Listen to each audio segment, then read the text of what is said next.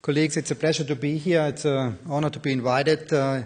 You see here my conflict of interest. You find everybody on that plane you ever heard about, and you find a couple of you never heard about. Maybe you will never hear after my talk about that. But my major conflict of interest at the moment is I'm not a surgeon. I'm a respiratory physician, and I'm not so sure what the surgeon will do with me after my talk. Moving away from lung cancer, which was the topic from cancer in the session I joined before, moving on to the COPD part, to the emphysema population. You see, we have different types of emphysema patients. You know that we have the pink puffer and the blue bloater, and we're looking for the patients having that emphysema type of a COPD due to the reason that those patients really have a poor survival. When you compare the survival rate of such an emphysematic patient, it's comparable to a lung cancer patient all over. And what we want to do, we want to make the lungs smaller. We want to reduce the size of that hyperinflated lungs to improve the breathing mechanics for those patients, to bring them back to a better life and give them the opportunity to do exercise programs to improve their muscles. And these are the technologies we have. Richard will focus later on the lung volume reduction surgery, and the rest of the slide is full with the endoscopic techniques. We have two companies providing us with valves. We have the coils. It's nowadays a British company. We have the steam, and we have the glue. All the techniques we have since a couple of years. The youngest one is the glue and the steam, brought in 2009. There are trials available for each single technology. There are some predictors of success already known, but these are the techniques I want to focus on. Let's start with the valves. The technique we have longest in our hand was first used in 2002. And maybe a couple of you read that initial trials where the valves were used in heterogeneous patients in a randomized control way. And during that trial, we learned we cannot only look to the heterogeneity of the disease, we also have to look to other features. We are able to see in the initial screening CAT scan, and for the valves, we're knowing it only works when the patient has a complete fissure as a signal that the lobe is really isolated and the lobe can collapse when you block the airflow. So, shown in that trial, we were able to create a hypothesis that it only works in complete fissure patients. Luckily, just recently published is the confirmation trial on that, came from the Netherlands. They really did what the group initially promoted in their publications. You really have to go in detail in that analysis if the patient really has an isolated lobe. They used a CT scan and they used an endoscopic measurement technology.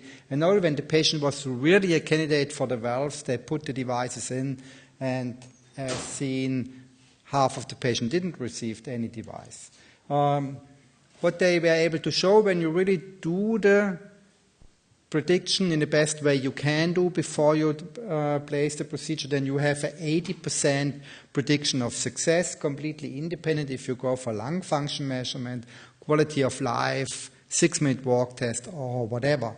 So nowadays we are able, by doing CAT scans, doing endoscopic measurements, to pre-select the patients which having maybe a good success by the valves in a quite acceptable manner.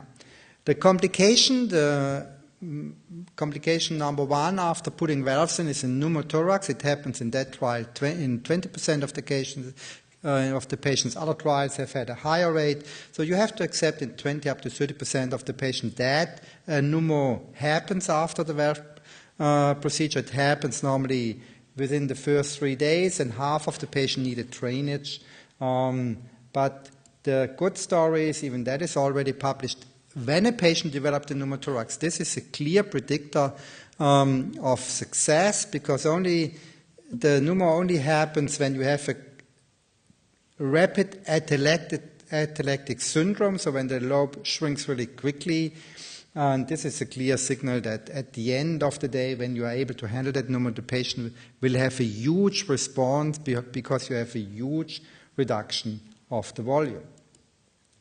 We also have two smaller long-term series published. One came from London, the other came from Rome. And you see, initially they hadn't that information that they should look for the fissures. So the London group looked to the atelectasis as a parameter we want to see after valve placement. They were able to show that when you are able to get an atelectic situation, that the patient really have a survival benefit. In the Italian group, Federico Venuta is also here at the meeting. They looked to the complete fissure in a retrospective way, and even they were able to show when the patient is the ideal candidate, the patient has a survival benefit. So data are out for the valves that it makes sense to search patients who maybe benefit from that technology. For the other patient, the patient having a complete fissure situation, and when you do when you run such programs, then you know that maybe 60 up to 70% of the patients have an incomplete fissure situation, like seen here in the CT scan. The fissure is disrupted. We need other technology. The other technology we have for that are the coils. Coils are bilateral used. You need 10 up to 12 coils to really change the dynamic hyperinflation and the elastic recoiling of that lobes, and even therefore we just have had a randomized controlled trial published. It was a French trial, 100 patients enrolled, half of them receiving the coils, half of them didn't receive the coils. These are the overall result published in the JAMA. They have had a 40% success rate, and when you say, okay, 40% success rate for a technique which is irreversible and costs a couple of euros, it might be not the ideal technique. This is a trial we should read and learn what we shouldn't do. 7 out of 10 centers participating in the trial never used the technology before. So this is more a learning curve publication than really an efficacy publications. I don't think that we should do it in a way that only 40% of the patients really have a success. So we need predictors for the coils which are not existing until now. The complication, when you go through the complication rate, it's pneumonia, in around 20%, but we knowing from other trials, when you do a bronchoscopy in such a population, then you have a 20% risk of getting a so-called bronchoscopy-induced exacerbation. So I'm not sure if that is really procedure-related or device-related. I think this is doing a bronchoscopy in a COPD patient. Everybody in the community is waiting for the data of the so-called RENEW trial. It was an international randomized control trial with the valves. We only have the data which have been published by the company in a press release in January. The whole data set will be presented at the ATS. When you look to the overall response, 10-meter improvement in 6-minute walk test doesn't smell that the data will be really convincing.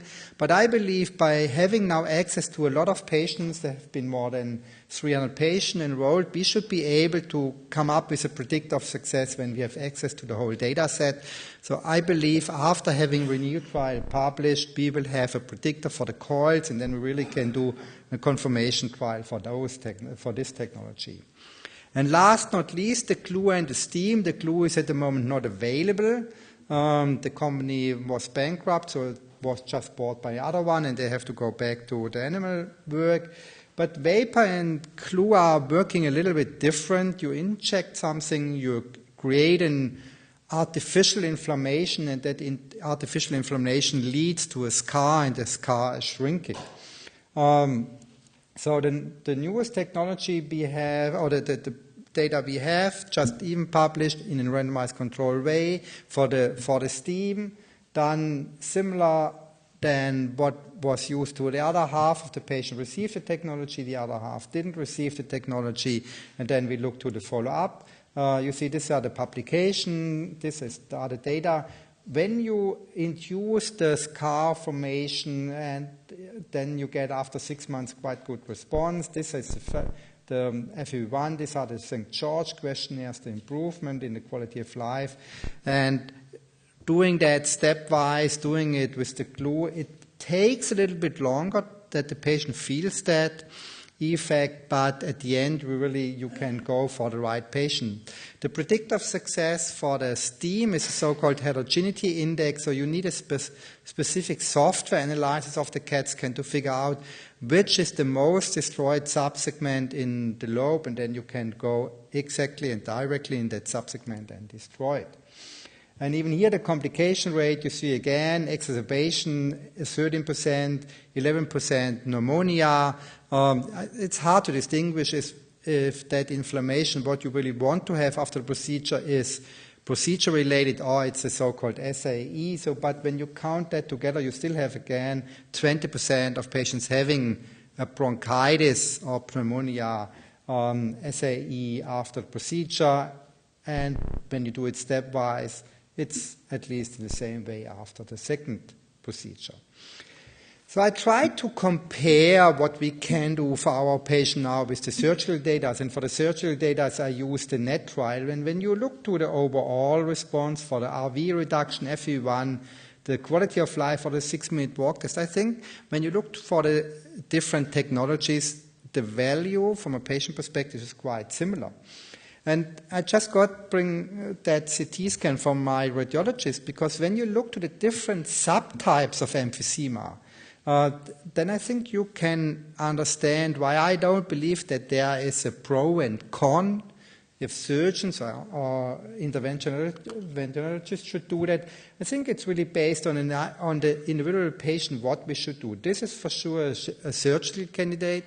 And even when you see a patient who has a lot of paraseptal emphysema, I don't think that it makes sense to do something endoscopically, because you always will cover the healthier part of that lung again. Having such a patient, where you have maybe to resect the whole lobe, it might be easier to do it endoscopically. And even just recently published, there is an expert opinion paper out what we should exactly do with that patients.